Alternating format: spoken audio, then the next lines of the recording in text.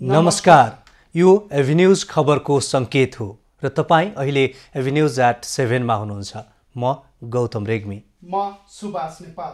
प्रारम्भमा मूल खबर।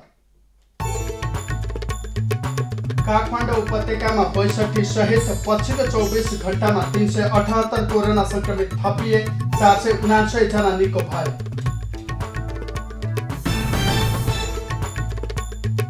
संक्रमितको संख्या बढेपछि देशैभर कडाई, संक्रमित भेटिएका क्षेत्र सील, देशका प्रमुख सहरमा निषेधाज्ञा।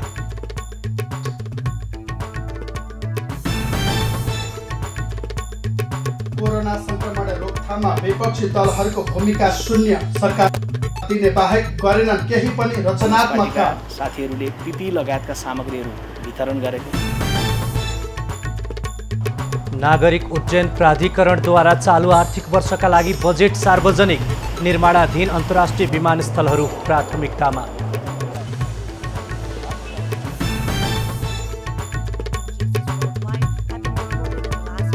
एक करोड 96 लाख भन्दा बढी मृत्यु हुनेको संख्या 7,24,000 नाग्यो। 1 करोड 25 लाख निको भयो। हङकङकी प्रमुख लाम सहित 10 उच्च अधिकारीमाथि अमेरिकाको प्रतिबन्ध, प्रजातान्त्रिक अभ्यास खुम्च्याउने काम गरेको आरोप।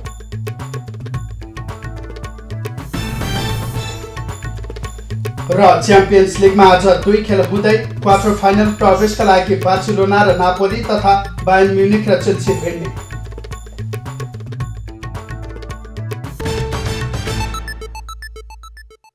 गौतम, पछिल्लो 24 घण्टामा काठमाडौँ उपत्यकामा 62 सहित देशैभर 378 जनामा कोरोना संक्रमण पुष्टि भएको छ र यो सँगै नेपालमा कोरोना संक्रमितको संख्या 22,500 नाघेको छ। सरकारले लकडाउन जारी राखेको अवस्थामा नेपालमा संक्रमण दर कम हुँदै गएको देखिएको थियो। यद्यपि लकडाउन खुकुलो बनाएसँगै अथवा लकडाउन अन्त्य गरेसँगै फेरि संक्रमणको दर बढिरहेको छ र खास गरी सहरी क्षेत्रहरू काठमाडौँ, वीरगञ्ज, विराटनगर लगायतका क्षेत्रमा धेरै संक्रमित भेटिएका छन् र धेरै ठाउँमा निषेधाज्ञा पनि लगाइएको छ। सुभाष, अब एभिन्यूज@7 प्रारम्भ गरौँ कोरोना संक्रमण सम्बन्धी प्रसङ्गबाटै। नेपालका विभिन्न जिल्लामा थप 378 जनामा कोरोना भाइरस संक्रमण पुष्टि भएको छ। शनिबार 7,888 जनाको PCR परीक्षण गर्दा थप मानिसमा संक्रमण पुष्टि भएको हो। यो सँगै नेपालमा कोरोना संक्रमितको संख्या 22,592 पुगेको छ। उपत्यकामा थप 62 जनामा संक्रमण पुष्टि भएको छ। स्वास्थ्य मन्त्रालयका अनुसार काठमाडौँमा 56, भक्तपुर र ललितपुरमा 3-3 जनामा संक्रमण पुष्टि भएको छ। त्यसैगरी सर्लाहीमा 36 जना, महोत्तरीमा 15 जना, धनुषामा 18 जना, मोरङमा 49 जना संक्रमित थपिएका छन्। शनिबार थप 479 जना संक्रमित निको भएर घर फर्किएका छन्। यो सँगै कोरोना संक्रमण मुक्त भएर घर फर्कनेको संख्या 16,313 पुगेको छ। अहिले देशभरका विभिन्न अस्पतालका आइसोलेसनमा 6,206 जनाको उपचार भइरहेको छ। केही संक्रमित भने होम आइसोलेसनमा पनि छन्। देशभरका क्वारेन्टिनमा बस्नेको संख्या 10,792 रहेको छ। स्वास्थ्य मन्त्रालयले पछिल्लो 24 घण्टामा थप 3 जनाको कोरोना संक्रमणका कारण मृत्यु भएको जानकारी दिएको छ। यो सँगै नेपालमा मृतकको संख्या 73 पुगेको छ। बिहिबार र शुक्रबार 5-5 जनाको कोरोना संक्रमणबाट मृत्यु भएको थियो। अहिलेसम्म कोरोना संक्रमण परीक्षणका लागि देशभर 4,35,289 जनाको PCR गरिएको छ। नेपालमा कोरोना भाइरस संक्रमणबाट थप 3 जनाको मृत्यु भएको छ। काठमाडौँ, पर्सा र मोरङका 1-1 जनाको मृत्यु भएको स्वास्थ्य तथा जनसङ्ख्या मन्त्रालयले नियमित पत्रकार सम्मेलनमा जानकारी दिएको हो। मन्त्रालयका अनुसार काठमाडौँको टोखा नगरपालिका 6 की 41 वर्षीय महिलाको पाटन अस्पताल ललितपुरमा शुक्रबार उपचारको क्रममा मृत्यु भएको हो। यस्तै मोरङको विराटनगर महानगरपालिका 9 का 58 वर्षीय पुरुषको पनि शुक्रबार कोशी अस्पतालमा मृत्यु भएको छ। उनी उच्च रक्तचापका रोगी हुन् र उनमा निमोनिया, ज्वरो र श्वास प्रश्वासको पनि समस्या देखिएको थियो। सप्तकोशी अस्पतालमा उपचार गराइरहेका उनको अवस्था जटिल भएपछि कोशी अस्पतालको आइसोलेसनमा पठाइएको थियो। त्यस्तै पर्साको वीरगञ्ज महानगरपालिका 3 छपकैयाका 74 वर्षीय पुरुषको नारायणी अस्पतालको कोभिड विशेष उपचार केन्द्रमा मृत्यु भएको छ। उनी मधुमेह र दमको बिरामी थिए। पर्सामा जनप्रतिनिधि सहित थप 55 जनामा कोरोना भाइरस संक्रमण देखिएको छ। नारायणी अस्पतालको प्रयोगशालामा शुक्रबार राति गरिएको परीक्षणमा पर्साको बहुदरमाई नगरपालिकाका प्रमुख जितेन्द्र शाह सहितका व्यक्तिमा संक्रमण पुष्टि भएको हो। बहुदरमाईका 25 जनामा पनि संक्रमण पुष्टि भएको छ। संक्रमित हुनेमा 8 जना महिला छन्। संक्रमित मध्ये 10 जनामा कोरोनाको लक्षण समेत देखिएको छ। संक्रमित मध्ये 3 जना बारा र 1 जना सर्लाहीका बासिन्दा छन्। स्वेच्छाले परीक्षण गराउने 13 जनामा पनि संक्रमण पुष्टि भएको छ। 12 घर भई नारायणी अस्पतालको प्रयोगशालामा कार्यरत 1 कर्मचारी र चण्डीप्रसाद गणमा कार्यरत थप 1 जना सैनिकमा पनि संक्रमण देखिएको छ। यसैगरी पर्साको छिपहरमाईका 2 जनामा पनि कोरोना पुष्टि भएको छ। संक्रमित हुनेमा वीरगञ्ज, आदर्शनगर, श्रीपुर, मुरली, नगवा, रेशमकोठी र बिर्ता क्षेत्रका बासिन्दा छन्। 12 भलुही र मनहरुवाका 2 जना र सर्लाहीका 1 पुरुषमा पनि संक्रमण देखिएको छ। साउन 20 गतेदेखि 23 गतेसम्म स्वाब सङ्कलन गरी नारायणी अस्पतालको प्रयोगशालामा परीक्षण गर्दा थप संक्रमण पुष्टि भएको हो। केही हप्तादेखि पर्सामा कोरोना संक्रमण समुदाय स्तरमा देखिएको छ। अहिलेसम्म पर्सामा 950 जनामा कोरोना संक्रमण पुष्टि भएको छ। कोरोना संक्रमणका कारण जिल्लामा मात्रै 20 जनाको मृत्यु भएको छ। तीमध्ये 16 जनाले साउन यता ज्यान गुमाएका हुन्। विराटनगर महानगरपालिकामा 3 पत्रकार सहित 22 जनामा कोरोना भाइरस संक्रमण पुष्टि भएको छ। संक्रमित मध्ये 1 जना फोटो पत्रकार हुन्। पत्रकारलाई कोरोनाको लक्षण देखिएसँगै उनीहरू आबद्ध दैनिकले आफ्नो प्रकाशन अनिश्चितकालका लागि बन्द गरेका छन्। पत्रकारमा संक्रमण देखिएपछि उनीहरूको सम्पर्कमा रहेका अन्यको स्वाब सङ्कलन गरिएको छ। पछिल्लो पटक संक्रमण पुष्टि हुनेहरू विराटनगर महानगरपालिकाका विभिन्न 7 वटा वडाका बासिन्दा हुन्। संक्रमण बढेसँगै विराटनगरमा लकडाउन लागू गरिएको छ। शुक्रबार मात्रै विराटनगरमा 55 जनामा कोरोना संक्रमण पुष्टि भएको छ। यो सँगै संक्रमित हुनेको संख्या 245 पुगेको छ। कोरोनाबाट संक्रमितहरूलाई अस्पतालमा भर्ना नगरी घरमै आइसोलेट गर्दा महोत्तरीमा कोरोना संक्रमणको जोखिम धेरै देखिएको छ। कोरोना व्यवस्थापन समितिको लापरवाहीका कारण संक्रमितहरूलाई घरबाट अस्पताल भर्ना गराउन चासो नदिएपछि संक्रमणको जोखिम बढेको हो। पछिल्लो पटक महोत्तरीमा 75 जनामा संक्रमण पुष्टि भएका मध्ये 49 जना मात्रै अस्पताल भर्ना भएका छन् भने 26 जनालाई आइसोलेसनमा लगिएको छैन। तीमध्ये केही घरमै अलग्गै बसेपछि केही सम्पर्कविहीन छन्। संक्रमितलाई आइसोलेसनमा राख्ने शैय्याको अभाव देखाउँदै कोरोना व्यवस्थापन गर्ने टोलीले घरमै आइसोलेसनमा बस्न चाहनेलाई गोप्य तरिकाबाट अनुमति दिने गरेको छ। उनीहरूलाई स्थानीय तहका चिकित्सक र स्वास्थ्यकर्मीले निगरानी गर्नुपर्ने भए पनि अधिकांशलाई निगरानी नगरिएको पाइएको छ। अस्पतालमा आइसोलेसन खाली हुँदाहुँदै घरमा बस्न दिँदा जोखिम बढेको स्थानीयको भनाइ छ। जिल्लामा संक्रमण देखिएकालाई जिल्ला अस्पताल, पिपरा अस्पताल, बर्दिवास जनसेवा अस्पताल र सेनाको पृतना अस्पताल ल्याउने गरिएको छ। 100 शैय्या जिल्ला अस्पतालमा नेपाली सेनाका 16 जना, जलेश्वर नगरपालिकाका 17 जना कर्मचारी र 7 जना सर्वसाधारण गरी 40 जना भर्ना भएका छन्। रणभीम गण पर्कौलीका 9 जना नेपाली सेनाको उपचार प्रदेश 2 का मध्यपूर्वी पृतना किसान नगरको आइसोलेसनमा भइरहेको छ। कोरोना भाइरस संक्रमणका कारण समस्यामा परेका पर्साका बासिन्दालाई निजी स्वास्थ्य संस्थाले थप पीडा दिन थालेका छन्। अस्पतालहरूले विभिन्न बहाना बनाएर बिरामी भर्ना नलिने र उपचारमा बेवास्ता गर्दा बिरामीको अकालमै ज्यान जाने अवस्था आएको छ। दर्शकबिन, पर्सा जिल्लामा यतिखेर कोरोना संक्रमणबाट मृत्यु हुनुभन्दा पनि अस्पतालहरूमा उपचार नपाइकन मृत्यु हुनुको संख्या बढेको छ। यो हप्तामा मात्र पर्सा जिल्लामा निजी अस्पतालहरूले भर्ना लिन नमानेपछि अकालमै मृत्यु गुमाउनेको संख्या करिब आधा दर्जन पुगेको छ। महानगरपालिका छपकैया बस्ने 20 वर्षीय महिला, त्यस्तै वीरगञ्ज महानगरपालिकाकै राधेमाई टोलमा बस्ने 65 वर्षीय वृद्धको आज अकालमा मृत्यु भएको छ।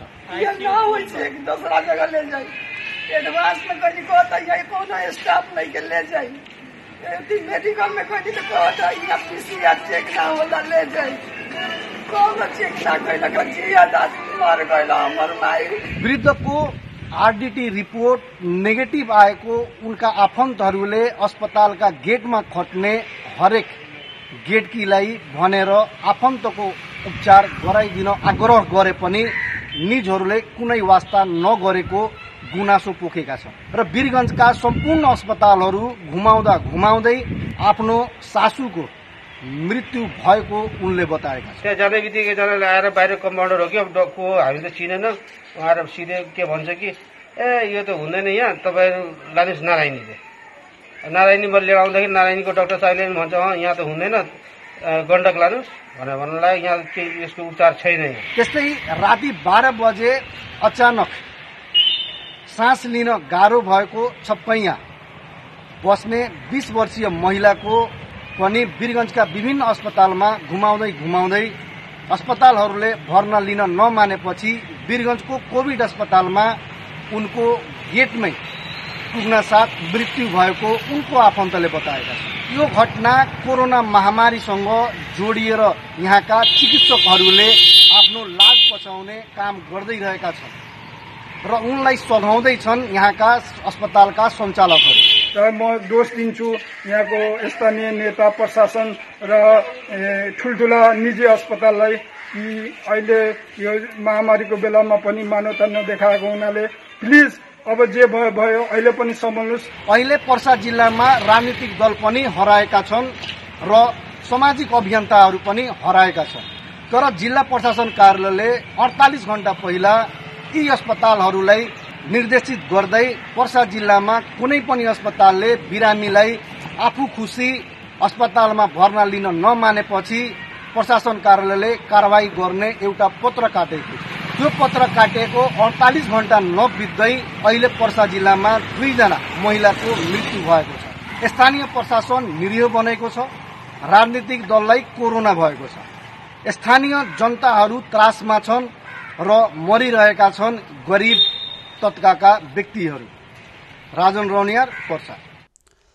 काठमाडौँका मुख्य व्यापारिक क्षेत्र न्युरोड, असन, इन्द्रचोक र टेकु क्षेत्रलाई सिल गरिएको छ।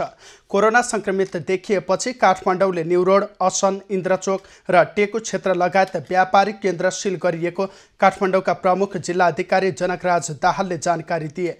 सो क्षेत्रलाई सिल गरिए पनि केही बजार र पसलहरू भने खुलेका छन्।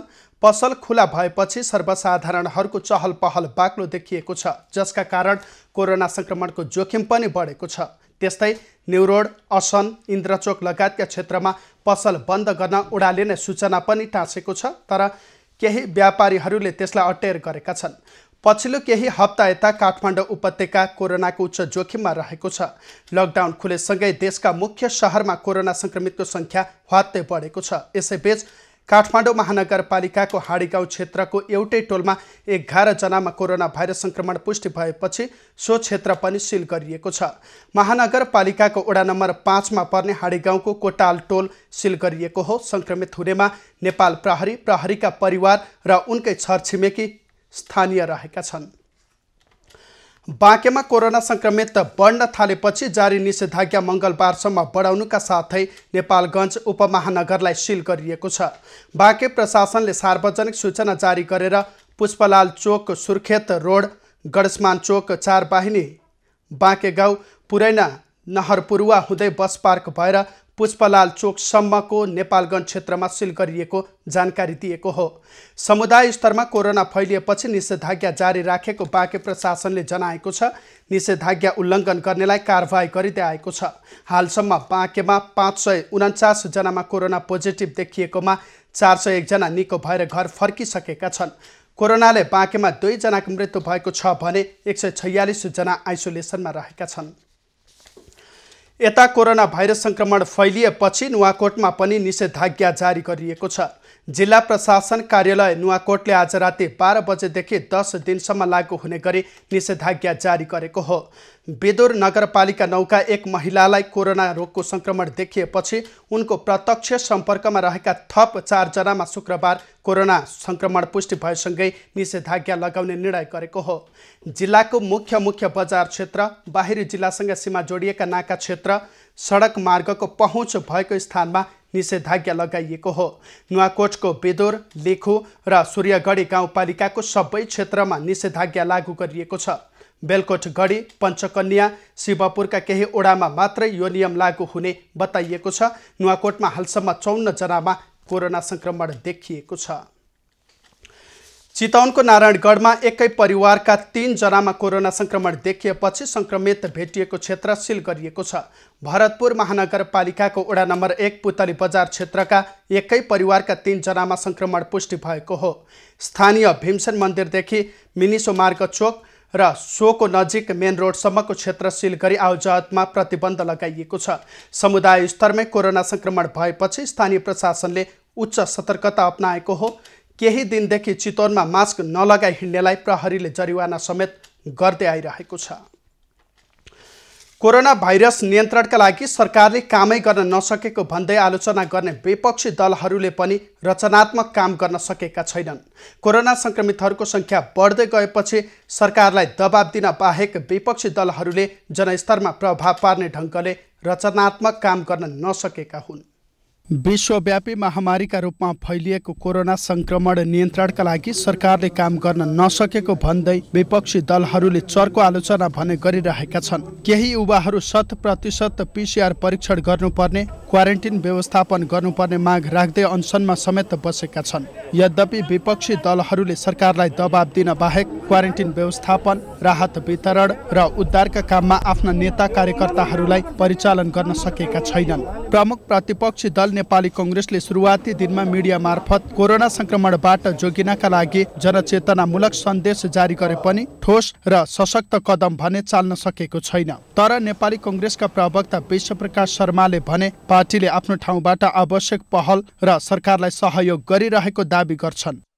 नेपालका टेलिभिजनहरूबाट हामीले लगातार 7 दिन 10 दिन जतिसम्म 1 मिनेटको दरले बनाएका भिडियोहरूको प्रसारण, देशव्यापी रूपमा गर्ने कार्यक्रमहरू स्थगन गरेर नागरिक पङ्क्तिलाई सुसूचित गर्नुहोस् भनेर साथीहरूलाई परिचालन गरेको अवस्था, कयौँ जिल्लाहरूमा नेपाली कांग्रेस पार्टीका साथीहरूले पिपी लगायतका सामग्रीहरू वितरण गरेको, जनतालाई सुसूचित गराउन कार्यकर्ता परिचालन गरिएको, स्वास्थ्य सामग्री वितरण गरेको, पार्टीको तर्फबाट सरकारको खातामा 50 लाख रुपैयाँ नगद जम्मा गरेको कांग्रेसको भनाइ छ। केही समय अघि मात्रै पार्टी एकता भएको जनता समाजवादी पार्टीले समेत सरकारलाई नैतिक रूपमा दबाब दिन बाहेक केही काम गर्न सकेको छैन। तर सो दलका नेता वडा स्तरसम्म नेता कार्यकर्ता परिचालन गरी सूचना प्रवाह, राहत वितरणका काम पार्टीले गरेको दाबी गर्छन्। एउटा पार्टीले धेरै थोक गर्न सक्ने स्थिति हुँदैन।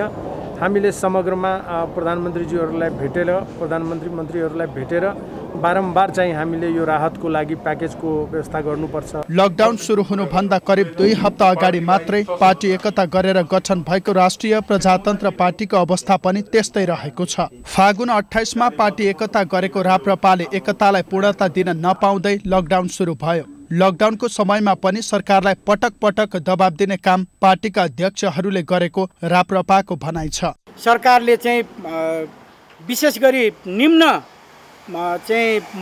वर्गीय, निम्न मध्यम वर्गीय जुन पीडामा परिराखेका छन् उनीहरूको पीडा सम्बोधन गर्नको लागि सरकारले तदारुकता देखाउनु पर्दछ भनेर हामीले पटक पटक सरकारलाई घचघच्याउने काम गरिराखेका छौँ। कोरोना संक्रमितको संख्या बढ्दै जाँदा कन्ट्याक्ट ट्रेसिङमा समस्या देखिएको छ। स्वास्थ्य सेवा विभाग अन्तर्गतको इपिडेमियोलोजी तथा रोग नियन्त्रण महाशाखाले जनशक्ति अभावमा समयमै कन्ट्याक्ट ट्रेसिङ गर्न नसक्दा संक्रमितहरू खुलेआम हिँडिरहेका छन्। यस्तो अवस्थामा विपक्षी दलहरूले आफ्ना कार्यकर्ताहरूलाई स्वयंसेवकको रूपमा कन्ट्याक्ट ट्रेसिङमा सहयोग गर्न सक्ने देखिन्छ। तर यसतर्फ कुनै पनि दलले अहिलेसम्म चासो देखाएका छैनन्।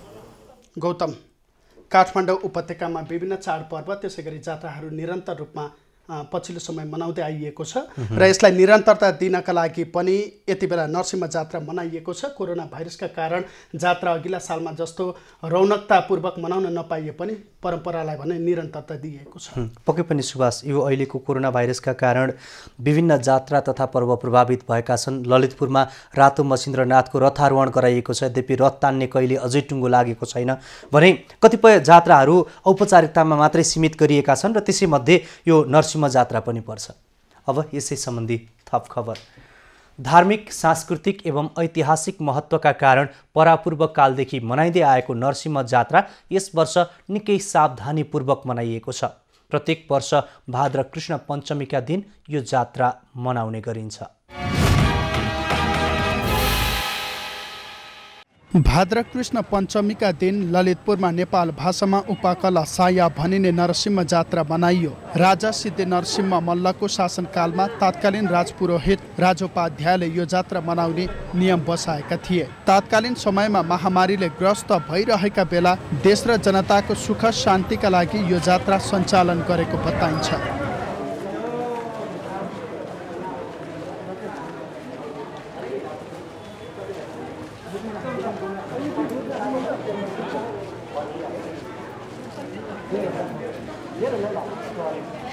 यस जात्रामा पालो पर्ने राजोपाध्यायले आफ्ना ज्वाइँ वा भान्जालाई नरसिंह बनाउने परम्परा रहेको छ। जात्रामा नरसिंहका साथै लक्ष्मी, सरस्वती र प्रहलादको प्रतीक पनि निकालिएको थियो। जात्रामा मधुकैटभ दानवको वध गरिएको स्मरणमा नरसिंह हुनेले कम्मरमा 2 पुतला बाँधी घिसार्दै लगेका थिए। यसरी घिसार्दै लगेको पुतला बालबालिकालाई दर्शन गराइएमा रुन्चे लाग्ने रोगबाट टाढिने धार्मिक जनविश्वास समेत रहेको छ।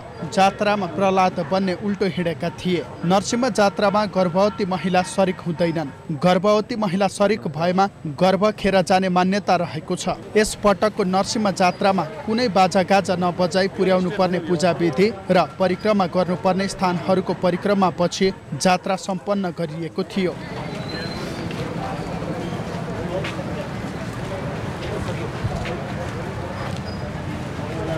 यस पटकको जात्रामा युवा युवतीको भेषमा निकालिने अप्सरा, द्वारपाल आदि ननिकाली जात्रामा आपसी सामाजिक दूरी कायम गरी जात्रा गरिएको थियो। एभिन्यूज खबरका लागि राकेश डङ्गोलको रिपोर्ट।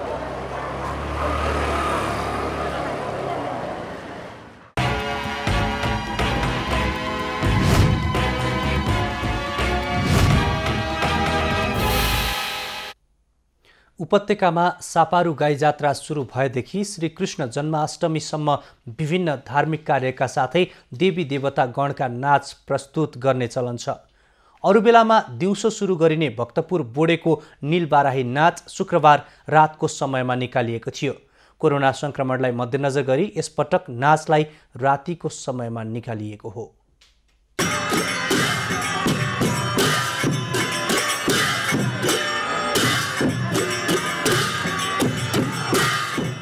भक्तपुरको बोडेमा नीलबाराही नाच देखाइएको छ। गाई जात्राको भोलिपल्टबाट नचाउन सुरु गर्ने नाचको अन्तिम दिन शुक्रबार राति नाच निकालिएको थियो।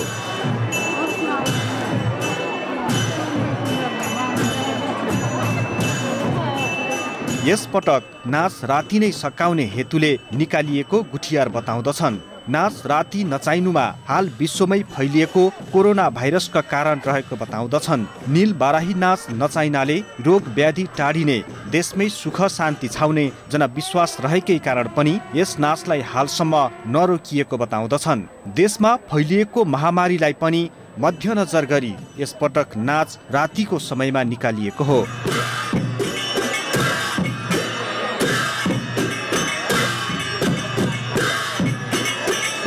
दिनमा असंख्य जनसमुदायको उपस्थिति रहने भएकाले रातभरि नै नाच नचाइएको थियो। शनिबार बिहानसम्ममा नाचको पूर्ण विधि सकाई नाचलाई विश्राम दिएको थियो। नीलबाराही नाच निकै कठिन नियममा रही नचाउनु पर्ने परम्परा रहेको छ। नाचमा 1 भैरव, 4 बाराही, 4 कुमारी, 4 सिंहराज, 2 द्वारपाल, क्षेत्रपाल र 4 गणेशका प्रतीकले नाच प्रस्तुत गरेका थिए।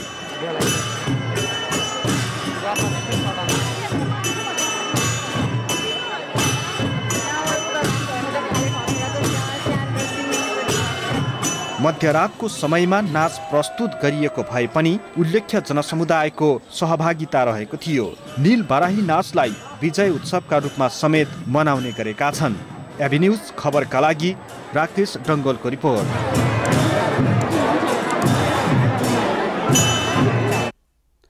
नेपाल नागरिक उड्डयन प्राधिकरण क्यानले आर्थिक वर्ष 2077-78 लागि 41 अर्ब 11 करोड 3 लाख रुपैयाँ बराबरको बजेट विनियोजन गरेको छ।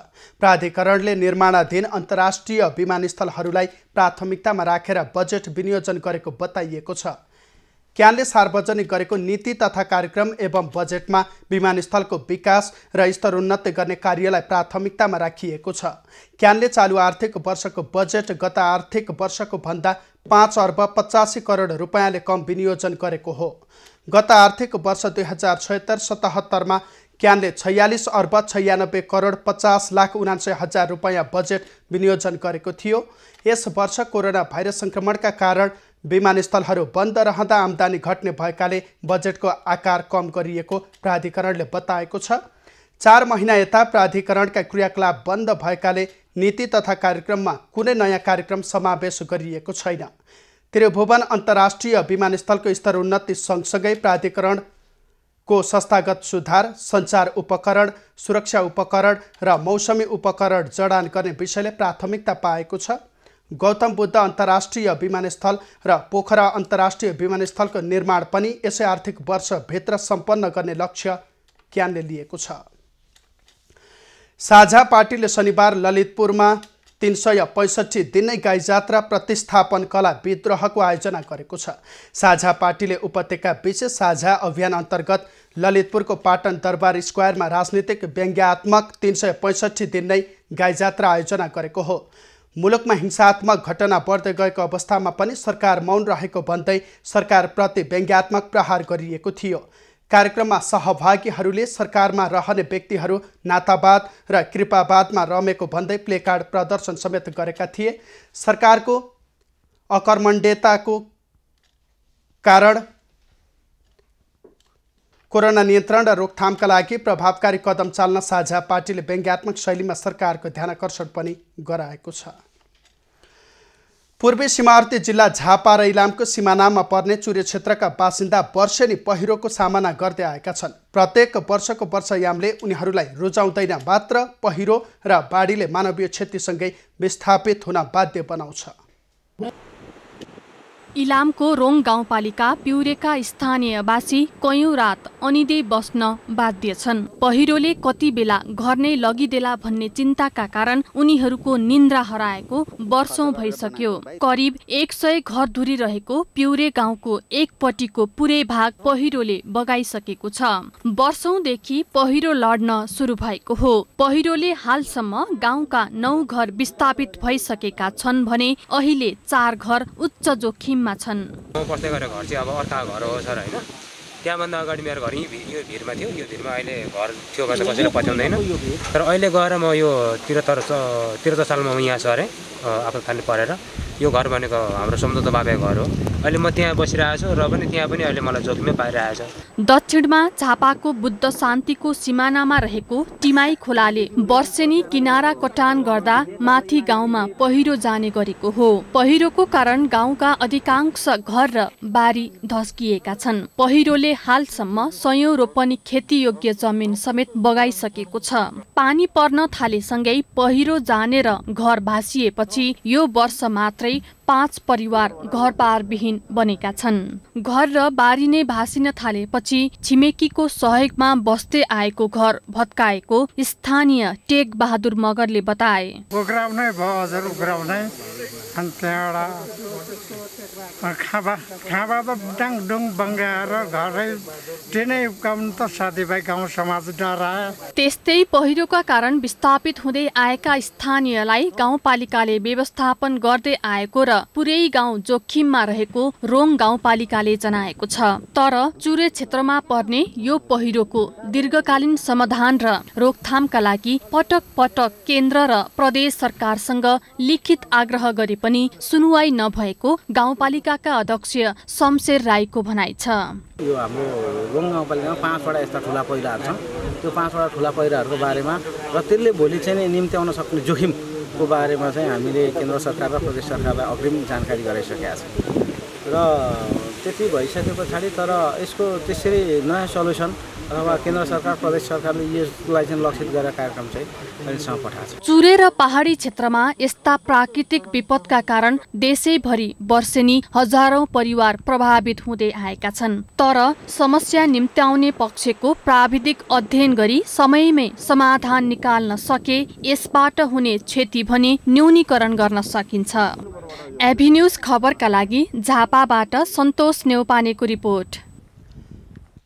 एकजना व्यक्तिले आफ्नो स्वार्थ पूरा गर्न समाजकै बदनाम गरेको गुनासो राजधानीको गोकर्णेश्वर नगरपालिका वडा नम्बर 7 का बासिन्दाले गरेका छन्। सडक विस्तारका विषयमा एकजना व्यक्तिले नियोजित रूपमा गाउँलेलाई नै दुःख दिएको स्थानीयको भनाइ छ। काठमाडौँ गोकर्णेश्वर नगरपालिका वडा नम्बर 7 मा सरकारी जग्गा मिचिएको भन्दै एकजना व्यक्ति गुनासो लिएर एभिन्यूज खबरमा आइपुगेका थिए। तर अनुसन्धान गर्दै जाँदा तिनै व्यक्तिले स्थानीयलाई दुःख दिइरहेको खुलेको छ। एभिन्यूजले स्थलगत रूपमा गरेको अध्ययनमा गाउँलेले जग्गा मिचेको आरोप लगाउने बलराम खतिवडा आफैले सार्वजनिक स्थलमा जग्गा मिचेको खुलेको हो। खतिवडा 1000 घरधुरीले ढल बागमतीमा मिसाएको भन्दै सञ्चार माध्यममा आए पनि वास्तविकता भने फरक देखिएको हो। सरकारी जग्गामा घर बनाएका कारण ढल व्यवस्थापन हुन नसकेको र पटक पटक ताकेता गर्दा समेत वडा अध्यक्षले बस्ती उठाउन नमानेको खतिवडाको आरोप थियो। तर सो क्षेत्रमा हिउँदमा ढल व्यवस्थित नै भएको देखिएको छ। बर्सातमा भने खहरेमा आउने बाढीका कारण ढल बागमतीमा जाने समस्या रहेको स्थानीयले बताए। स्थानीय ढल व्यवस्थापनका लागि सरकारले तोकेको ठाउँ छाड्न तयार समेत देखिएका छन्। हामी यदि सार्वजनिक खरे मिचेर बसेको भए हाम्रो जग्गामा चिनो लगाइयोस् हामी भत्काउन तयार छौँ भनेर भन्दा पनि कहिले राष्ट्रिय मिडियामा आउँछ, कहिले युट्युबरहरूले ल्याएर हालिदिन्छन् यो बस्ती नै अवैध छ भनेर। हाम्रो जग्गामा यदि हामी अवैध छौँ, हाम्रो चाहिँ प्रमाण पुग्दैन भने चिनो लगाइयोस् र भत्काइयोस्, होइन भने यसरी अनगरल रूपमा प्रचार प्रसार गर्नु भएन। भोलि प्राविधिक आएर यदि ठहरिएको खण्डमा चिनो लागेको खण्डमा स्थानीयवासीलाई मन्जुर छ। खतिवडाले सरकारी जग्गा मिचेर भ्रामक आरोप लगाएको समेत दावी गरे। उनीहरूले सरकारी जग्गामा घर नबनाएको भन्दै हात हातमा लाल पूर्जा ल्याएर सार्वजनिक समेत गरेका छन्।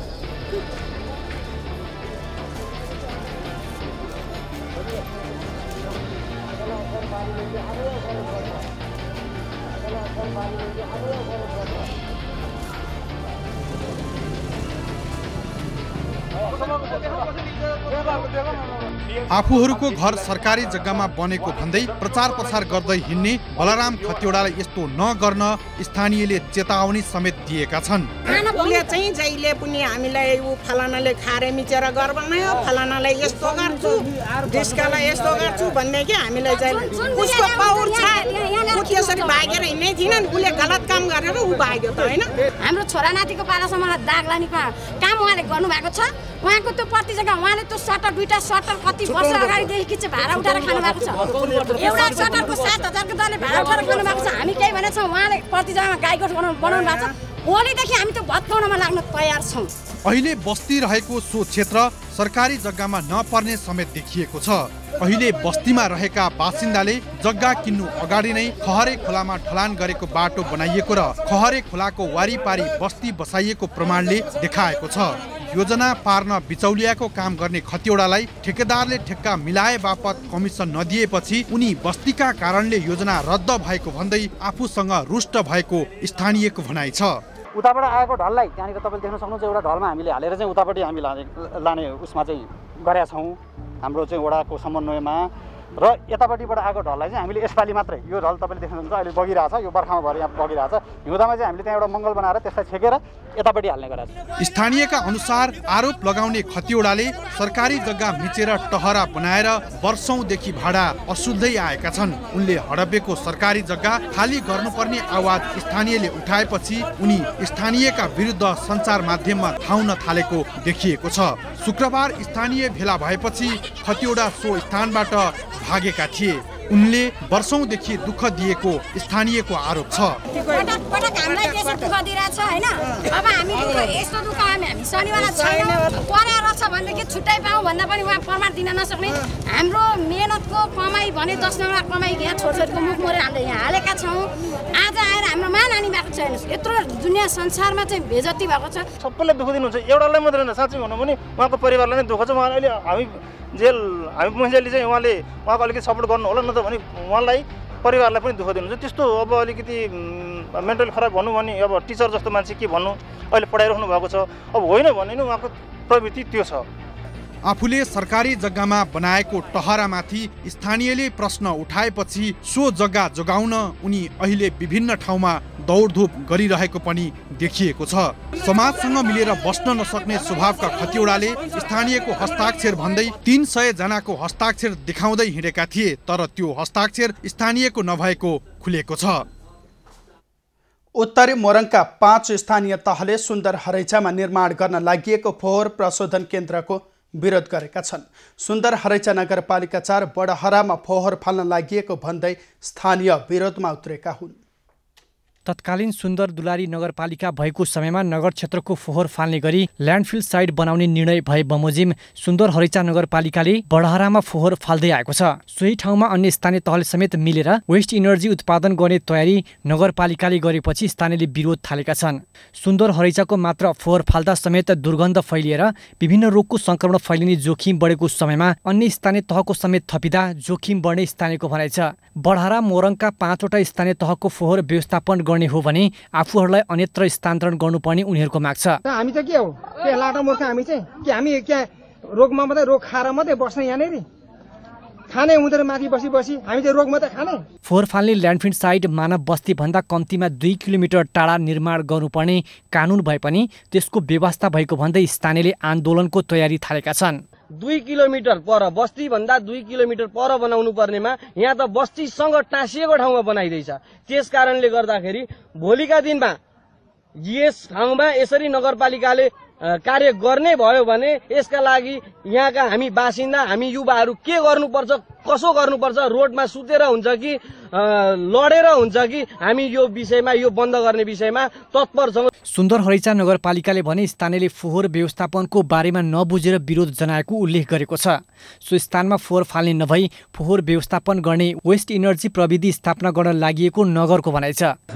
त्यसलाई ल्यान्डफिल साइटको रूपमा प्रयोग भइआएको छ र त्यहाँ हामीले अब ल्यान्डफिल डम्पिङ साइट मात्रै बनाउनु होइन, त्यसलाई वेस्ट इनर्जीको रूपमा लाने भनेर प्लान गरेका छौँ। यो ल्यान्डफिल साइट यहाँ बन्छ भनेर फोहोरलाई देखाएर, हिजोको फोहोरलाई देखाएर, फेरि भोलिको प्रोसेसिङ हुने फोहोरलाई होइन, हिजोको फोहोरलाई देखाएर जुन चाहिँ त्यहाँ राजनीति गर्न खोजिरहेको छ त्यो गलत छ।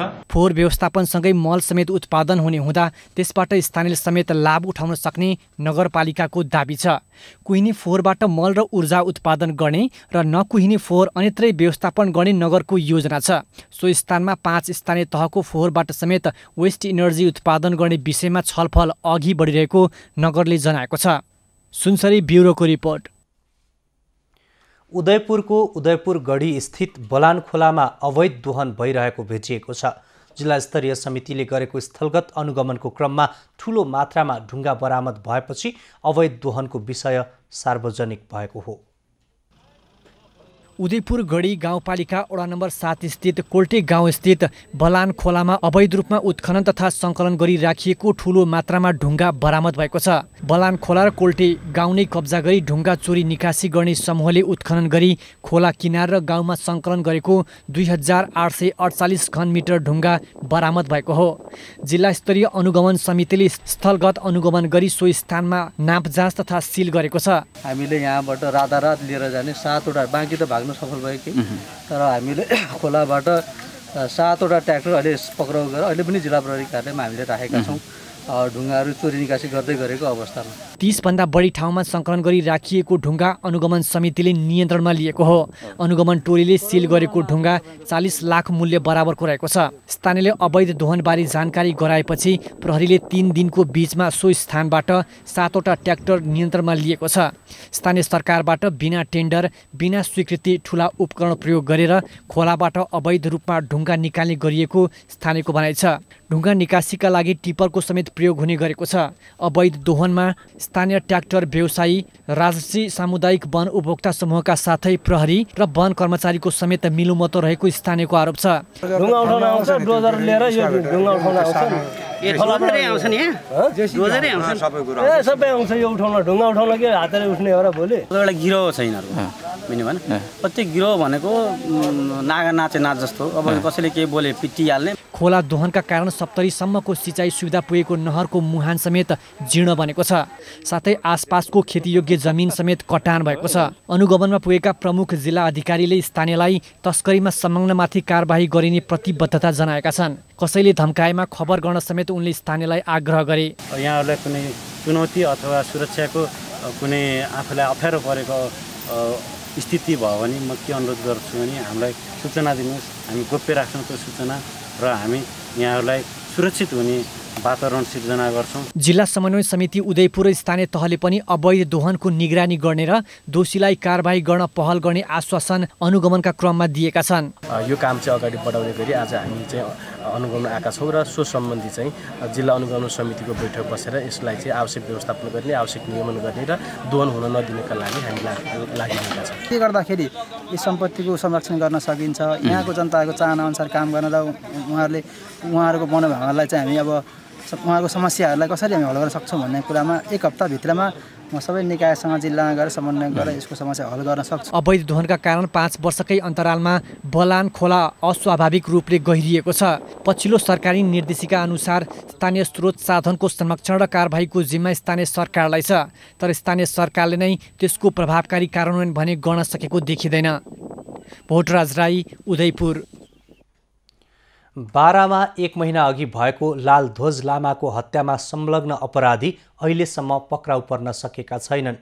निजगढ नगरपालिका वार्ड नम्बर 8 का 34 वर्षीय लामाको अम्लेखगञ्जमा हत्या गरिएको थियो। बाराको अम्लेखगञ्ज स्थित ससुराली घरमा पसल चलाएर बस्दै आएका निजगढ 8 का लालध्वज लामाको असार 21 गते गाउँ नजिकै दुधौरा खोला पारीको जङ्गलमा धारिलो हतियार प्रयोग गरी हत्या भएको थियो। प्रत्यक्षदर्शीका अनुसार उनको शव दुवै हात, खुट्टा लगायतका अङ्ग समेत काटिएको अवस्थामा फेला परेको थियो। घटनाको महिना दिन बित्दा पनि प्रहरीले दोषी पहिचान गर्न नसक्दा परिवार भने चिन्तामा रहेको छ। आमा दुखीलाई यस्तो गरे 3 दिन 4 दिनसम्म गत पनि मेरो छोरो पाएन, कुवाएर फाल्यो, मैले न्याय पाउनु पर्यो। निजगढ 8 स्थित निवासमा सञ्चारकर्मी सहित सयौं सर्वसाधारण उपस्थित भएको भेलामा मृतकका दाजु आसमान लामाले 1 महिना बितिसक्दा पनि प्रहरीले हत्यारा पहिचान गर्न नसकेको दुखेसो गरे। असार 21 गते चाहिँ यो घटना घटेको र आज चाहिँ 1 महिना भइसकेको कारणले पनि आजसम्म सार्वजनिक नभएको कारणले दोषीहरूलाई हामीले ABCDEF सबै कुरा चाहिँ दोषी चाहिँ साबुतहरू प्रमाणहरू पनि हामीले चाहिँ तकेता उहाँहरूको टेबलमा लगेर टक्राइदिँदा सक्दाखेरि पनि आजसम्म चाहिँ दोषीलाई चाहिँ सार्वजनिक नगरिएकोले कतै हामीले चाहिँ आर्थिक चलखेल र राजनीतिक चलखेल त भएको होइन भन्ने हामीलाई आशंका छ। घटनामा राजनीतिक दबाव र अन्य प्रभाव पनि हुन सक्ने भन्दै प्रहरीसँग निष्पक्ष अनुसन्धानको माग परिवारले गरेको छ। भेलामा सहभागी राजनीतिक दलका प्रतिनिधि र जनप्रतिनिधिले हत्यारालाई जतिसक्दो चाँडो कानुनको दायरामा ल्याउन माग गरे। केही साथीहरू 15-20 जनाको टोली जिल्ला प्रशासन कार्यालय एसपी कार्यालयमा पुगेर कि यो हत्याको बारेमा केही कुराहरू राख्यौँ र हामीले अनुसन्धान गर्दैछौँ। यकिन नभएसम्म त्यो कुरा बाहिर ल्याउन सक्ने अवस्था छैन। सम्बन्धित निकायहरूलाई यथाशीघ्र सत्य तथ्य दोषीको पहिचान गरी सार्वजनिक गरिनुपर्छ र दोषीलाई सार्वजनिक गरिनुपर्छ भन्दै गर्दाखेरि त्यहाँ निर्दोष पनि पर्नु हुँदैन। निर्दोषको पनि पहिचान गरेर निर्दोषले दुःख पाउनु हुँदैन, दोषीलाई छोड्नु हुँदैन। घटनाको छानबिन सही रूपले हुनु पर्यो र त्यसको दोषीलाई चाहिँ कानुनी दायरामा ल्याएर मुलुकी ऐनको व्यवस्था गरे अनुसारको सजाय दिनु पर्यो भन्ने माग अनुसार आजको दिनसम्म सबैजना लागि परेको छ। भेलामा मृतककी श्रीमती बिनु लामा र छोरी विदुषीले पनि वास्तविकता चाँडै सार्वजनिक गर्न र दोषीलाई कारबाहीको दायरामा ल्याउन माग गरे। घटनामा संलग्न रहेको आशंकामा प्रहरीले निजगढ नगरपालिका 8 र 9 बाट 4 जनालाई नियन्त्रणमा लिएको छ। जिल्ला प्रहरी कार्यालय बाराका प्रहरी नायब उपरीक्षक गौतम मिश्रले प्रहरीले घटनाको अनुसन्धान गरिरहेको र केही समयमा नै सत्य तथ्य बाहिर आउने जानकारी दिए। निजगढका स्थानीयले भने हत्यामा संलग्नको पहिचानमा ढिलाइ भएको भन्दै चिन्ता प्रकट गर्दै आएका छन्। इन्दीप कोइराला, बारा। अबको पालो एभिन्यूज एट स्पोर्ट्सको।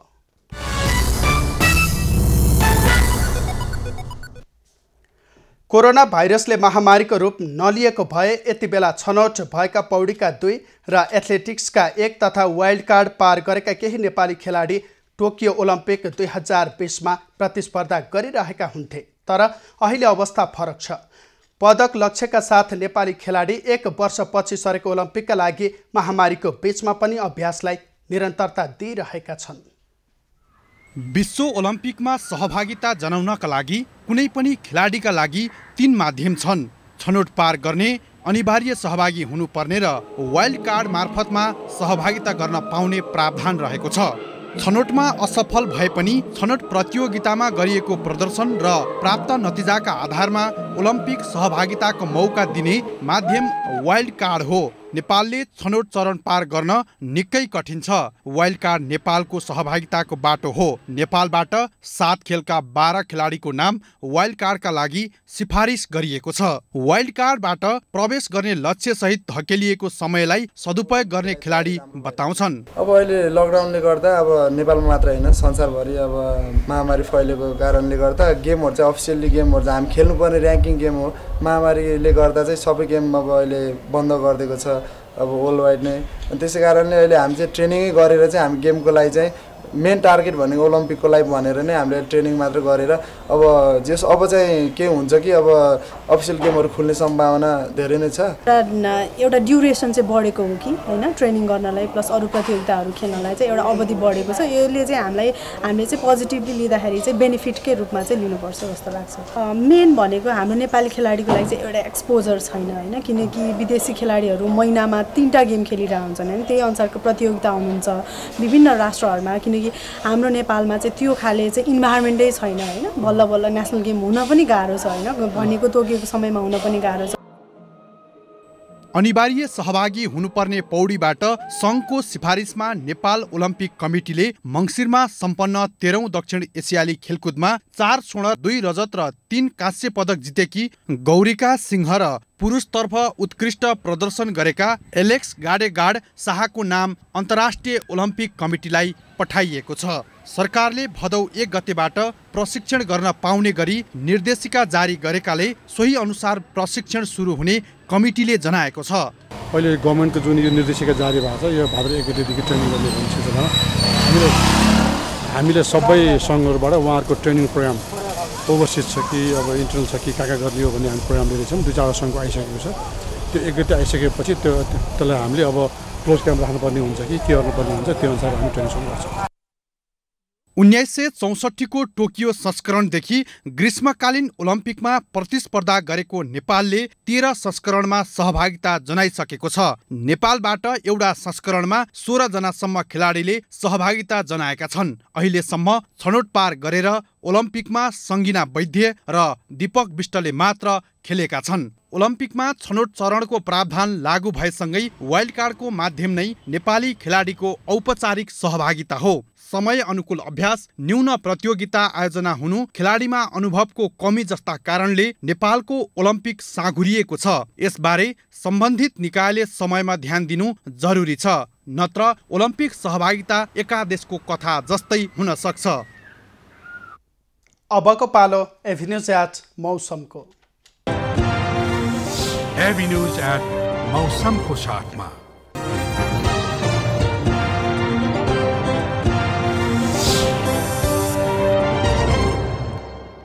पछिल्लो 24 घण्टामा देशभरको मौसममा बदली भई केही स्थानमा वर्षा भयो। आज राति देशका अधिकांश भूभागमा सामान्यदेखि पूर्ण बदली रही धेरै स्थानमा मेघगर्जन र चट्याङ सहित हल्कादेखि मध्यम वर्षाको सम्भावना रहेको बताइएको छ। त्यस्तै प्रदेश 1, प्रदेश 2, बागमती प्रदेश, गण्डकी प्रदेश, प्रदेश 5 र सुदूरपश्चिम प्रदेशका थोरै स्थानमा भारी वर्षा समेत हुन सक्ने जल तथा मौसम पूर्वानुमान महाशाखाले जनाएको छ। काठमाडौँ उपत्यकाको आजको अधिकतम तापक्रम 29 डिग्री सेल्सियस र न्यूनतम तापक्रम 21 डिग्री सेल्सियस मापन गरियो। आज देशभरको मौसम कस्तो रहे त? हेरौँ देशका विभिन्न स्थानको मौसमी अवस्था।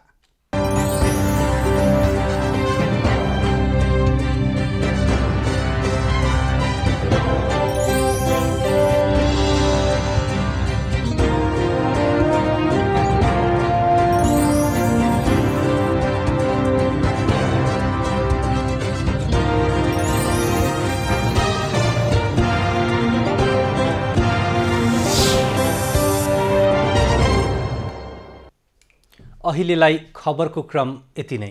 एभिन्यूज खबरका यी सहित अन्य विस्तृत खबरका लागि www.avenews.tv लगइन गर्न सक्नुहुनेछ। युट्युब, फेसबुक र ट्विटरमा पनि हामीलाई फलो गर्न सकिनेछ। खबर भित्रको खबरका लागि हेर्दै रहनुहोला एभिन्यूज खबर। नमस्कार।